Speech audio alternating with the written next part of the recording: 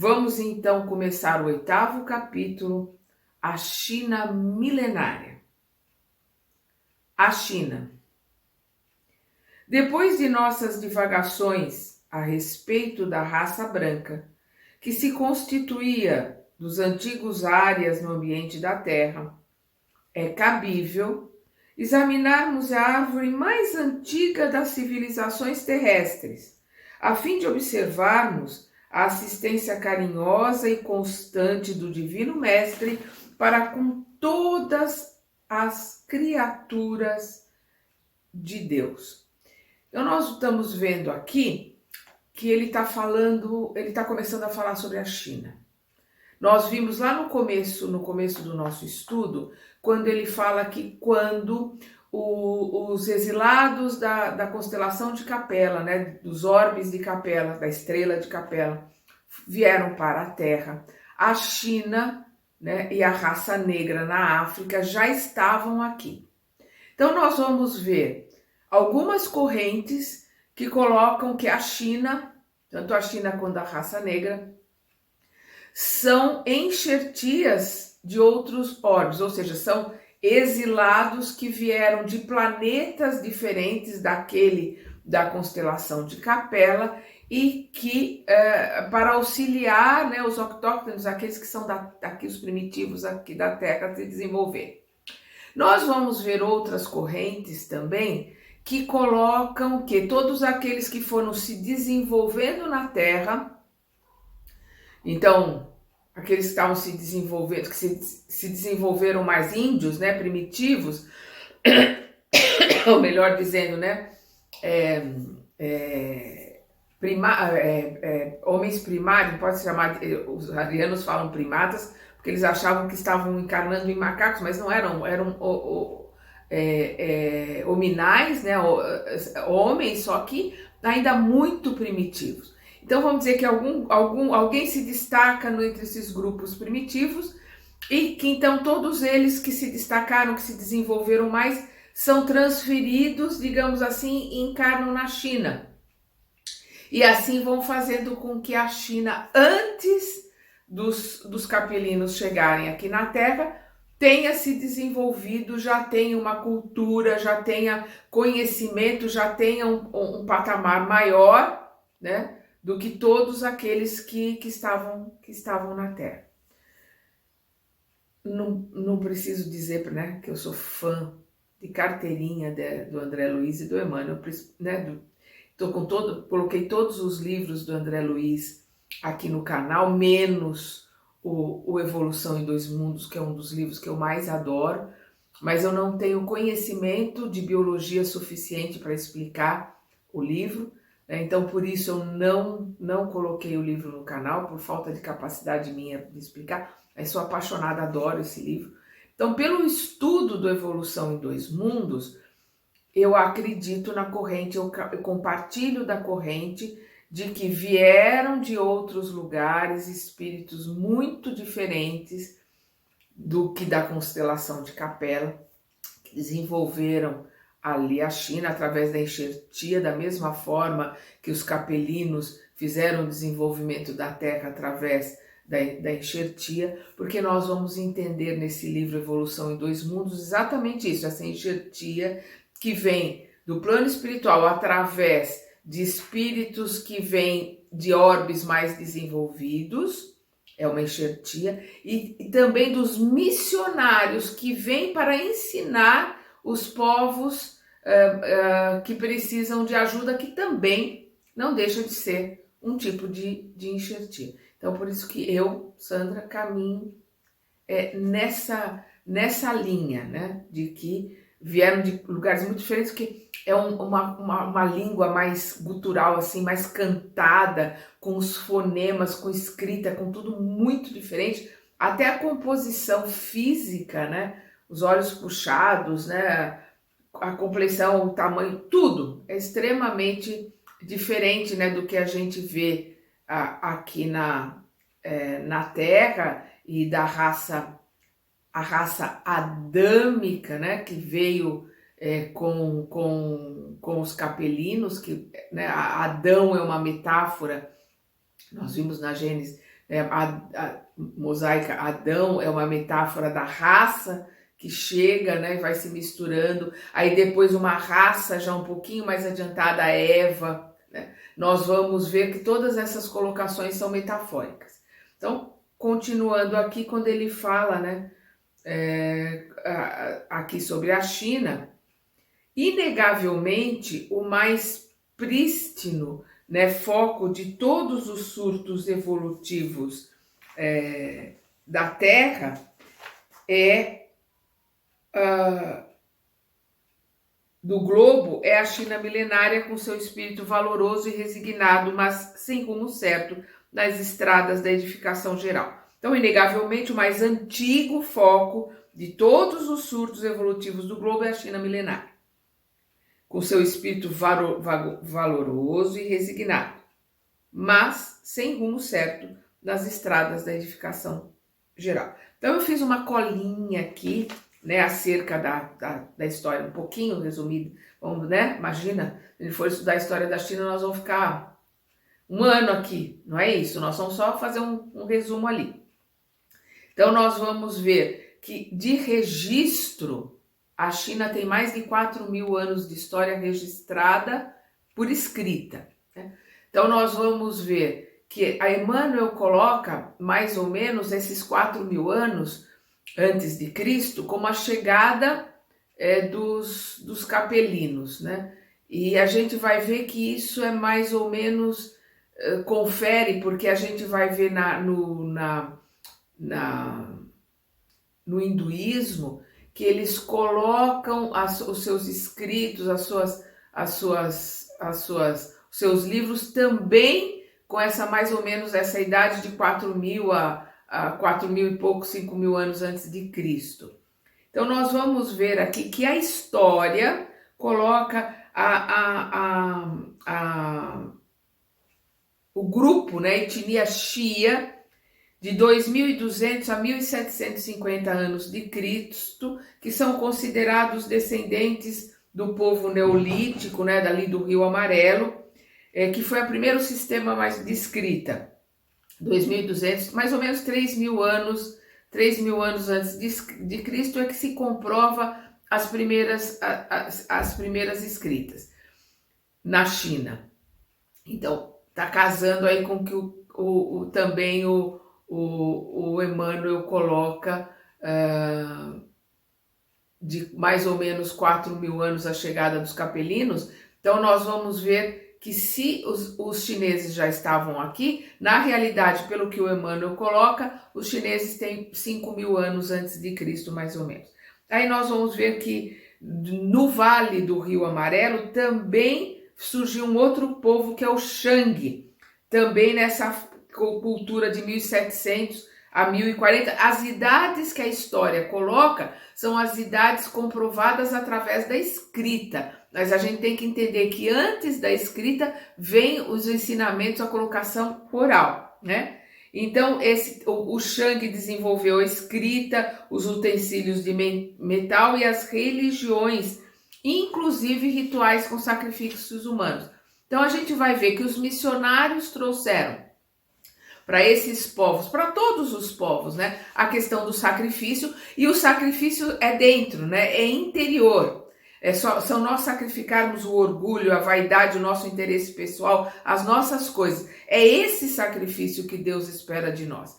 Então, como é mais fácil ir pela letra, né, pelo pé da letra e não pelo espírito da letra, esses povos, não só os chineses, como todos os povos, entenderam esses ensinamentos dos missionários de Jesus, né, dos missionários do Cristo cósmico. Eles entenderam como um sacrifício, então eles passaram a sacrificar seres humanos para Deus. Não conseguiram entender esses ensinamentos desses missionários de que esse sacrifício é interior. É o nosso sacrifício para podermos aprender as lições que Deus espera que nós aprendamos. Aí depois nós vamos ver o povo Shou, né, que é o governo imperial, que veio trazer a filosofia, né, que são os pensamentos legalistas, taoístas, confucionistas, que chegaram ao povo. E o povo Chou, a história coloca como de 1100 a 771 antes de Cristo. Então vamos continuar aqui, né? Quando ele fala, né, que o mais antigo é o povo chinês. Quando se verificou o advento das almas proscritas, né, exiladas do sistema da capela, a capela é uma estrela, né? Os orbes que pertencem a esse sistema de capela, não é um só. Em épocas remotíssimas, já a existência chinesa contava com uma organização regular, oferecendo os tipos mais homogêneos e mais selecionados do planeta em face dos remanescentes humanos primitivos.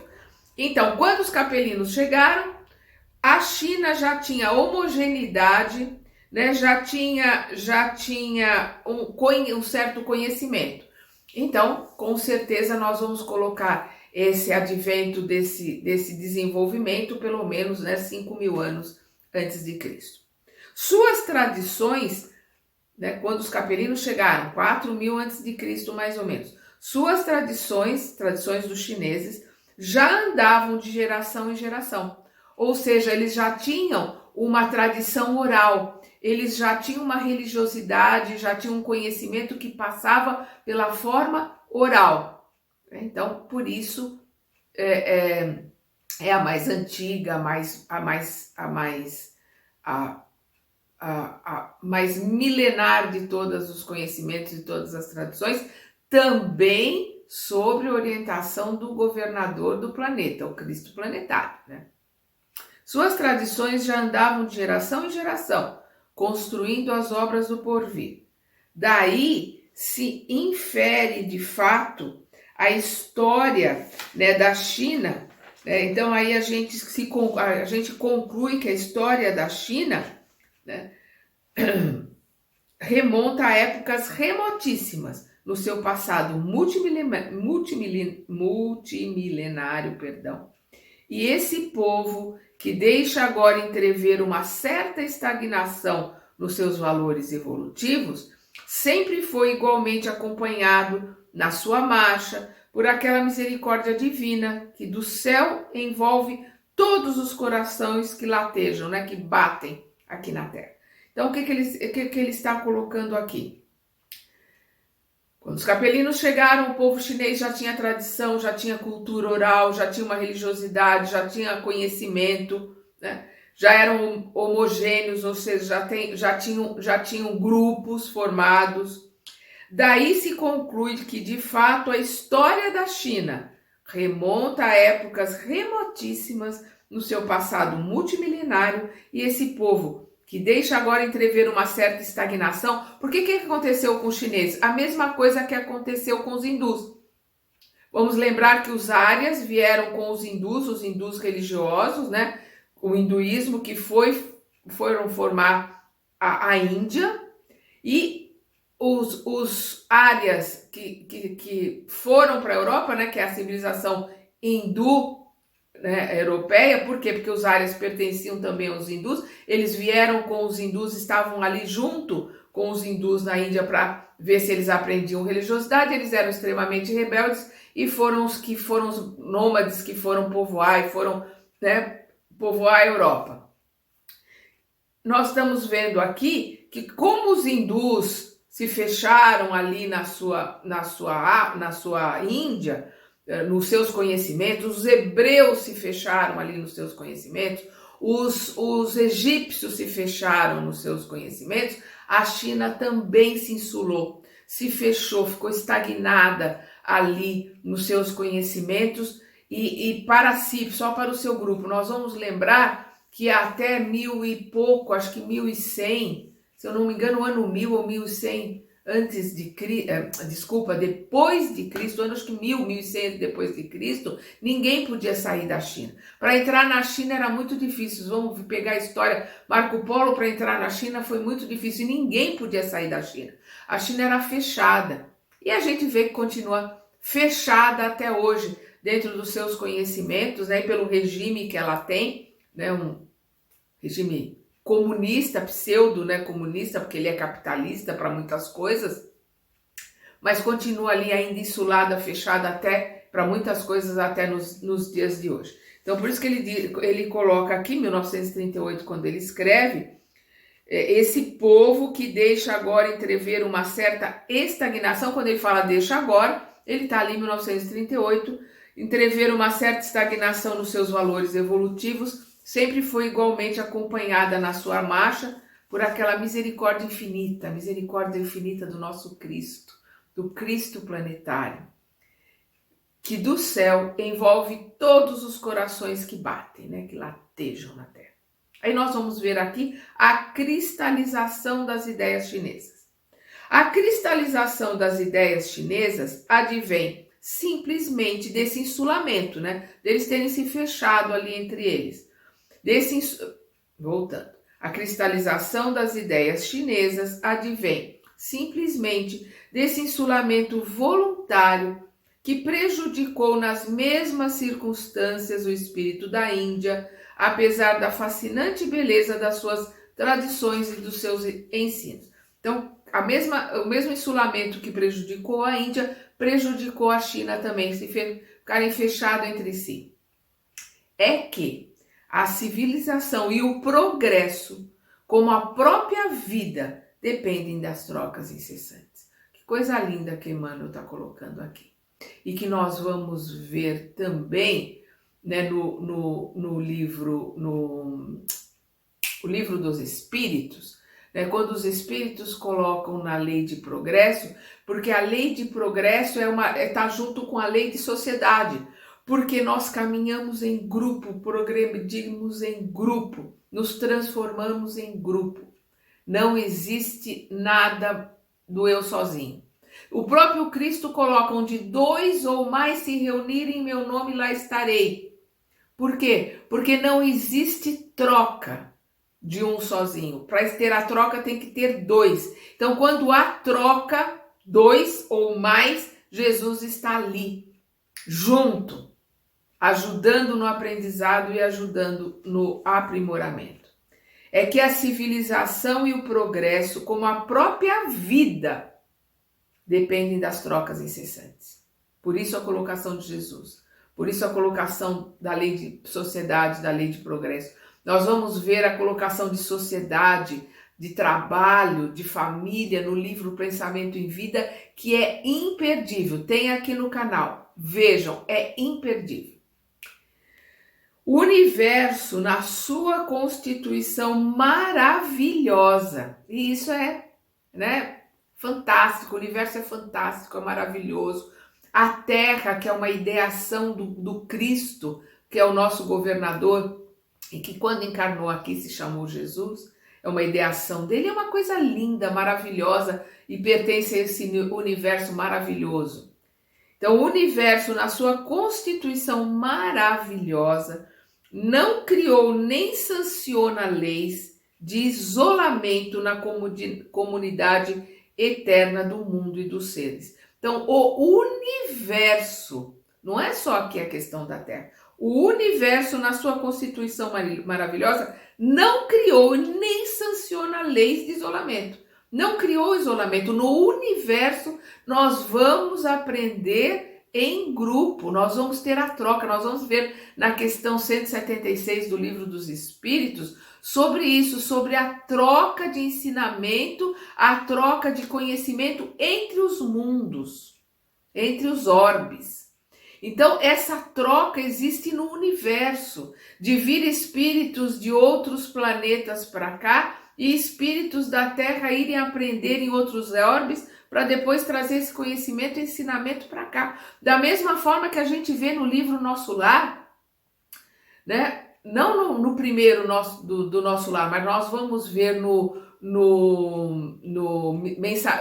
Mensageiros, e nós vamos ver também nos Missionários e no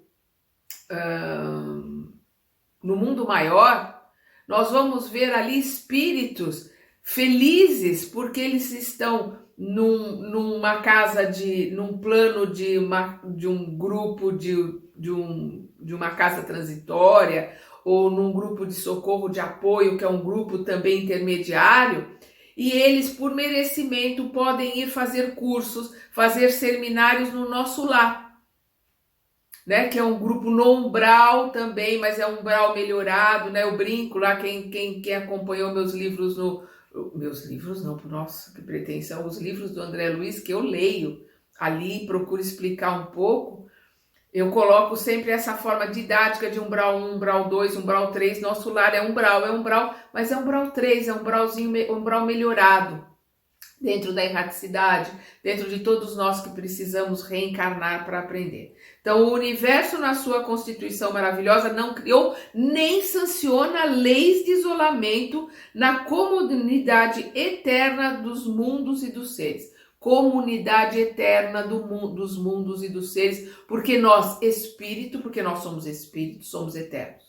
Somos imortais, porque eterno é Deus que não teve criação. Como nós tivemos criação, fomos criados por Deus, nós somos imortais. Nós somos criados e não temos fim. A existência é uma longa escada na qual todas as almas devem dar-se as mãos na subida para o conhecimento para Deus. Isso é lindo, isso aqui é fundamental. Nós vamos dar a mão para quem sabe menos do que nós. E vamos dar as mãos para aqueles que sabem mais do que nós, que vão nos ajudar a subir essa escada. Então, aqueles que me ajudam a subir, me criam em mim a obrigação.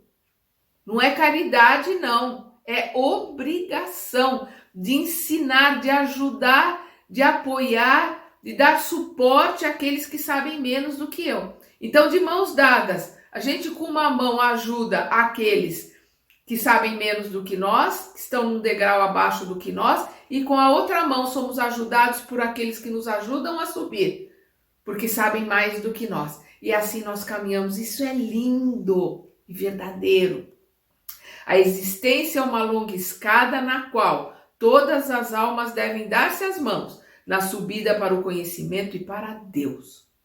Enquanto a família indo-europeia, quem que é a família indo-europeia? Os arianos, né? Que saíram ali do grupo hindu, e que hindu é religião, né? Ali junto daqueles que formaram a Índia, e foram para a Europa. Enquanto a família indo-europeia pervagava, né? Vagava, caminhava, né? No desconhecido, assimilando as expressões das tribos encontradas, né, se misturando, né, assimilando o conhecimento e as tribos que já, os autóctones, aqueles que são da terra, por onde eles foram caminhando. E ele faz um parênteses aqui em longas iniciativas de construção e trabalho. Em longas iniciativas de construção junto com aqueles que eles se misturavam, e muito trabalho, muito desenvolvimento, né, na tecnologia, na ciência. Eles, por serem extremamente rebeldes e avesso à religião, apartados da religião, mas muito ligados à ciência, muito ligados ao conhecimento, muito ligados ao desenvolvimento. Os arianos da Índia estacionaram no repouso de suas tradições, desenvolvendo-se no curso do tempo as mais prestigiosas lições de experiência para a alma dos povos. Então, o que ele está colocando aqui? Os arianos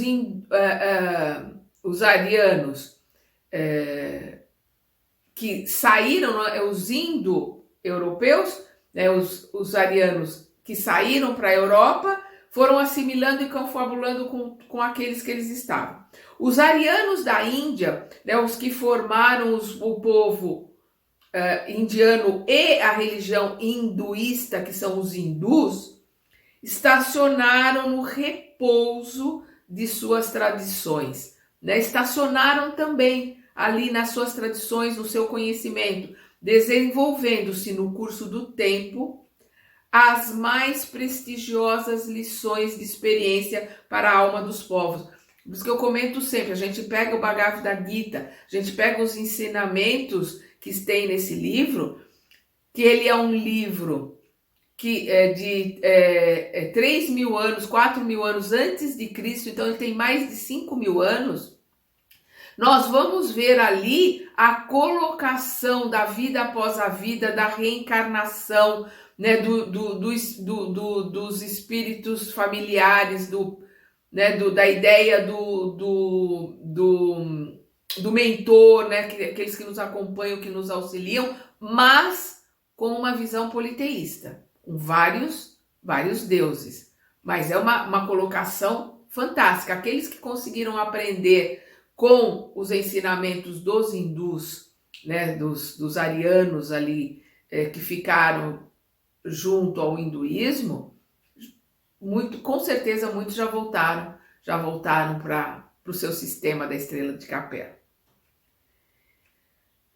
E agora, quando os israelitas são chamados por forças poderosas ao deslocamento no seio das nações, então nós vamos ver por quê. Porque em 1938 ainda não tinha Israel, porque Israel foi tirado um pedaço da Palestina e dado para formar a terra de Israel, isso em 1948, depois da Segunda Guerra Mundial. Emmanuel está escrevendo 10 anos antes de se formar a pátria, né, dos hebreus, que é Israel. Então, por isso que ele fala, os israelitas se espalharam desde da primeira diáspora, né, que eles foram dominados por Nabucodonosor, né, os babilônicos, e foram levados como escravos para a Babilônia, né, eles foram se espalhando ali pelo mundo, depois eles voltam de novo ali para a região de Jerusalém, a região ali, né, da Judéia, de Jerusalém, e aí eles são dominados, escravizados de novo pelos romanos, e aí nós vamos ver que depois, no ano 70 depois de Cristo, né, com a rebelião que os judeus fazem, os romanos destroem o templo e também espalham de novo os judeus para todos os cantos.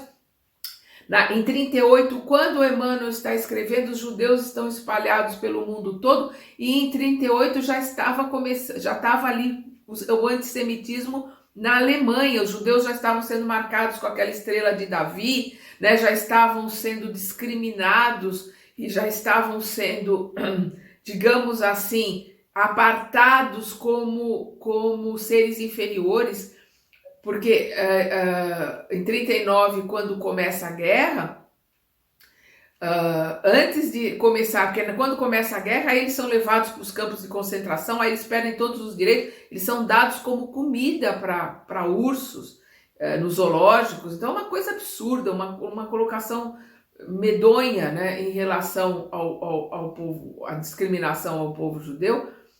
Mas aqui em 38 é o que ele coloca. E agora, quando os israelitas são chamados por forças poderosas ao deslocamento no seio das nações, a fim de se aprenderem mais intimamente a doce lição da fraternidade e do amor universal, porque eles são extremamente fraternos, extremamente empáticos entre eles, entre o povo judeu. Então eles estavam sendo espalhados, como Emmanuel coloca aqui, para eles aprenderem a fraternidade e aprenderem a empatia com os outros povos, aprenderem a se misturarem. E a gente vai ver que muitos judeus aprenderam, né? Em muitos lugares os judeus se misturaram, continuam judeus, mas não são ortodoxos como aqueles que se fecham, só se casam entre judeus, só ficam entre judeus. Vamos lembrar que quando foi criado, logo assim que foi criado o povo de Israel, muitos ficaram nos seus lugares, né? Se eu não me engano, foi feito um censo, um levantamento no final do século XX, 1900 e qualquer coisa, eu achei isso muito interessante, não lembro agora a data, que foi feito um levantamento, tinha mais judeu em Nova York do que na própria cidade de Israel, ali na própria cidade de Israel, ali no povo, né, no povo de Israel. Eles tinham menos judeus ali do que a cidade de Nova York. Então nós vamos ver que os judeus, muitos se misturaram, muitos continuaram, muitos ficaram, né, nos lugares, aprenderam a se confraternizar. Existem os ortodoxos até hoje, que estão fechados dentro da sua religiosidade, né? como existem ortodoxos de outras religiões também. Então ele coloca aqui: e agora, quando os israelitas são chamados por forças poderosas ao deslocamento no seio das nações, a fim de aprenderem mais intimamente a doce lição da fraternidade e do amor universal, renovando a fibra de sua fé a caminho da perfeita compreensão do Cristo, porque eles têm o Cristo como profeta, então precisam aprender a entender os ensinamentos do Cristo. A China é também convocada pelas transformações do século à grande lição do entrelaçamento da comunidade planetária, a fim de ensinar as suas virtudes e aprender as virtudes dos outros povos. Então ele está colocando aqui: os judeus são chamados a ter esse reconhecimento, a China também é convocada pelas transformações dos séculos, pelas mudanças dos séculos, a grande lição de entrelaçamento da comunidade planetária, a fim de ensinar as suas virtudes. Nós estamos aprendendo até hoje a medicina chinesa, né, todo o conhecimento budista também dos chineses, né, aprendendo, ensinando, eles estão ensinando isso para outros povos como nós, ocidentais, aprendemos muito com a cultura chinesa.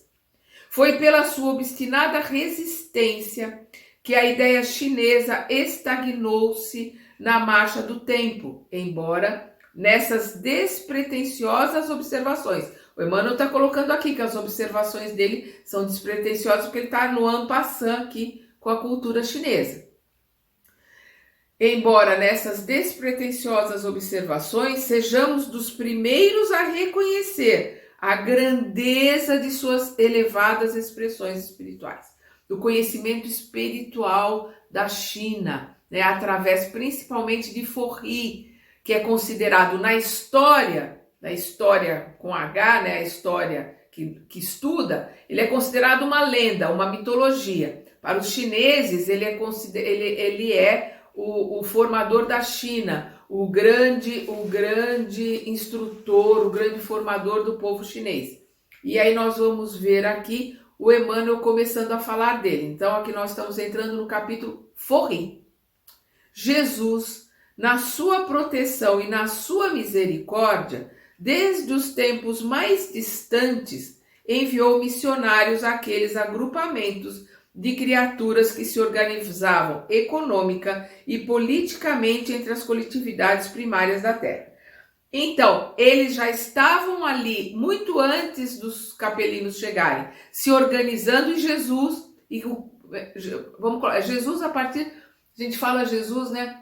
Porque esse espírito encarna aqui na Terra com o nome de Jesus. Mas o Cristo planetário já estava mandando para esses povos que já estavam ali se agrupando, para esses povos que estavam ali se desenvolvendo, antes dos capelinos chegarem aqui, o Cristo já estava mandando, o Cristo planetário já estava mandando missionários a esses povos, né? Estava mandando missionários para essas criaturas que se organizavam econômica e politicamente entre as coletividades primárias da Terra. As raças adâmicas ainda não haviam chegado ao orbe terrestre. E entre aqueles povos, né, ali na China, já se ouviam grandes ensinamentos do plano espiritual, de sumo interesse para a direção e solução de todos os problemas da vida. Antes, né, dos 4 mil anos, por isso que a gente fala que é 5 mil, mais ou menos antes de Cristo, os chineses já tinham ensinamentos do plano espiritual, já tinham ensinamentos de sumo interesse para a direção e solução de todos os problemas da vida. Então já tinham ensinamentos profundos, né, nesse grupo chinês, antes mesmo dos capelinos começarem a chegar na Terra. A história não vos fala de outros antes do grande Forri. E vamos dizer que a história coloca Forri como mito, né? Então, a história não vos fala de outros antes do grande Forri. Forri, gente, quer dizer brilho supremo. É isso que quer dizer a palavra Forri, brilho supremo. que foi o compilador de suas ciências religiosas, né, das ciências religiosas da China, nos seus trigramas duplos, que passaram do pretérito remotíssimo aos estudos da posteridade. Forri refere-se no seu I Ching aos grandes sábios que o antecederam no penoso caminho das aquisições de conhecimento espiritual. Então vamos lembrar, né, que o Forri é considerado como o pai da nação chinesa, o pai da escrita, o pai de todos os conhecimentos. E os trigramas chineses, né, esse aqui é o I Ching, o meu tá todo desmilinguido, né, de tanto ser manuseado, ser lindo. Esse aqui é com o prefácio prefácio do Jung. Mas os trigramas, eles são, como ele coloca aqui, eles são 8 risquinhos, né? Separados por três linhas diferentes. Então, vou ver se eu coloco aqui para vocês terem uma ideia. Vamos ver se dá para vocês verem.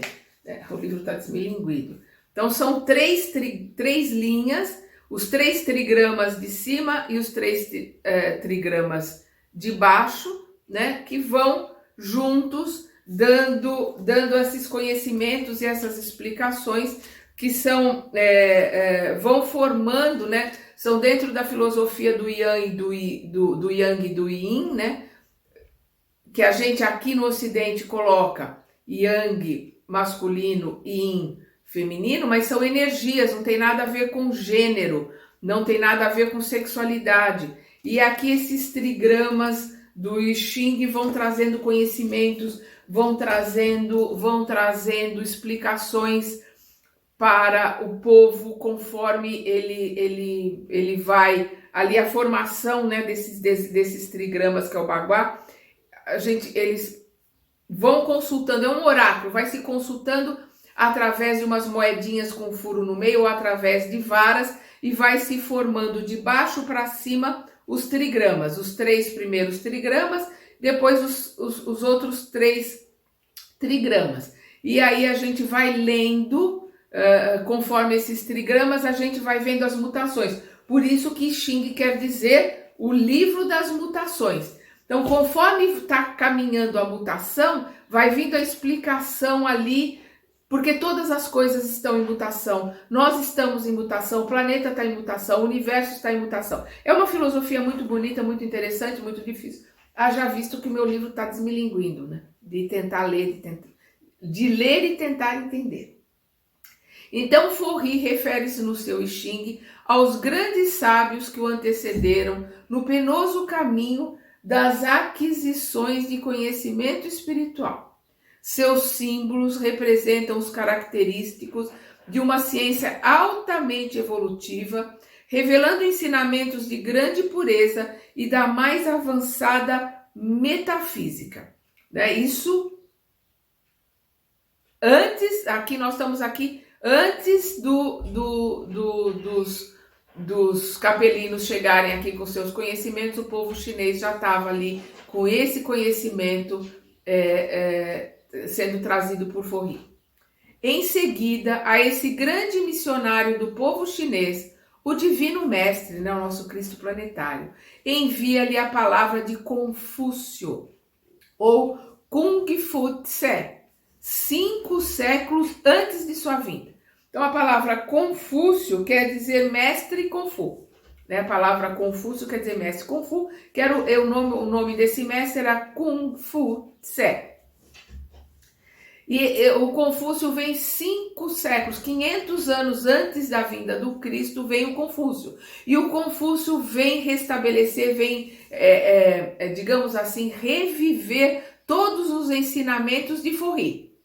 Então, por isso que ele diz, em seguida a esse grande missionário do povo chinês, o Divino Mestre envia-lhe a palavra de Confúcio, ou Kung Fu Tse, 5 séculos antes de sua vinda, preparando os caminhos do evangelho no mundo, tal como procedera com a Grécia. 500 anos antes de Cristo vem Sócrates na Grécia trazer os ensinamentos muito parecidos com o do Cristo. Inclusive, várias colocações que o Cristo nos traz são palavras que Sócrates trouxe antes pelos ensinamentos do Cristo, porque Sócrates é um missionário do Cristo, né? Então, preparando o evangelho tal como procedera com a Grécia, Roma e outros centros adiantados do planeta, enviando-lhes elevados espíritos da ciência, da religião e da filosofia, algum tempo antes da sua palavra mirífica, né? Da sua palavra maravilhosa, a fim de que a humanidade estivesse preparada para a aceitação dos seus ensinos. Vamos lembrar que Forry trouxe na China o casamento. A primeira instituição do casamento foi na China, com os ensinamentos do Forry, né? Os seus trigramas, trouxe os ensinamentos do elaborar a comida, de cozinhar, de caçar, trouxe as armas de metal. Ele é considerado um mito, uma ideia mitológica. Mas pelo que o Emmanuel está colocando aqui, não, né? Ele é um missionário, um preposto do Cristo que veio trazer os ensinamentos, né, dos metais, da caça, da plantação, dos primeiros conhecimentos, dos entendimentos, dos agrupamentos, né, do casamento para formar a família. E nós vamos ver que Confúcio vai reviver esses ensinamentos do Forry, e nós vamos ver aqui no I Ching. O I Ching traz os ensinamentos do Forry através desses trigramas, né? Dessas leituras através dessas linhas que formam esses ideogramas, né? Que trabalham com essas energias do Yang e do Yin, né? Do conhecimento, da tradição dos chineses. Então é o que nós vemos aqui. Ele mandou para a Grécia, Sócrates, mandou para Roma, mandou para a Pérsia. Nós temos Zoroastro, nós chamamos Zoroastro, alguns chamam Zaratustra, né? Nós vamos ver em todos os Aristóteles, nós vamos ver em todos os lugares, né? Na Grécia Antiga, na Pérsia, em Roma, filósofos, conhecedores profundos, né, da antiguidade. Sócrates já trazia a reencarnação, já trazia a colocação do demiurgo, né, daqueles espíritos elevados. Demi quer dizer meio, né, metade, urgo, Deus, então aquele semideus, né, meio Deus, que vinha trazer ensinamentos, já traz a colocação do mentor, né? Ele falava com seu daimon, com seu gênio amigo, com seu mentor, já fala da vida eterna, tanto é que ele toma a cicuta sem problema nenhum, tranquilamente, porque ele coloca que ele vai para a verdadeira vida é num outro plano. Então nós vamos ver que o Sócrates já traz esses ensinamentos, e Platão, como discípulo de Sócrates, é que vai trazer isso escrito. Jesus não escreveu nada, né? Nós vamos ver que Lao Tse não deixou nada escrito, Forry não deixou nada escrito, deixou seus ensinamentos de uma forma oral. Jesus também deixou seus ensinamentos de uma forma oral. Então, todos esses ensinamentos vieram de uma forma oral, depois é que eles foram passados para o papel. Mas se nós pegarmos ali aquelas 20 colocações conhecidas de Sócrates, elas são hoje explicadas, estudadas na terceira revelação, que é o Espiritismo. Então, 500 anos antes de Cristo, Sócrates já vem trazer a base daquilo que Cristo traz. Mas Cristo vem, esses missionários do Cristo, vêm em todos os povos. Mas o Cristo vem no hebreu, porque é aquele que tem o Deus único. Né? A Grécia era politeísta, a Índia era politeísta. Jesus faz questão de vir entre os hebreus, os mais necessitados, os mais, digamos assim, necessitados do médico, mas principalmente porque eles já tinham o Deus único. Então Jesus não precisava começar a ensinar sobre Deus, ele já partia do conhecimento de Moisés, que foi a primeira revelação na questão do Deus único, e a partir dali ele continua os seus ensinamentos. E aí nós vamos ver aqui, no nosso próximo estudo, nós vamos ver Confúcio e Lao Tse. Até lá!